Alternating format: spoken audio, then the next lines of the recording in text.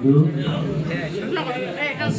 আমাদের সিনাস যে শিক্ষার্থীদের মাদ্রাসার দীর্ঘদিন থেকে লেখাপড়া করে বিদায় নিচ্ছে সেই সিনাস পদক সফল শিক্ষার্থী ও প্রিয় উপস্থিতি সকলের প্রতি আমার সালাম। আসসালামু আলাইকুম ওয়া রাহমাতুল্লাহ। সকলে কেমন আছেন? আলহামদুলিল্লাহ, আপনি কেমন আছেন? আল্লাহর রহমতে আমিও ভালো আছি। আল্লাহ আপনাদেরকে ভালো রাখুন এই প্রত্যাশা রেখে যেনারা এই প্রতিষ্ঠান থেকে হেদায়েতের শুরু থেকে হেদায়েতের নূর পর্যন্ত শেষ করলেন,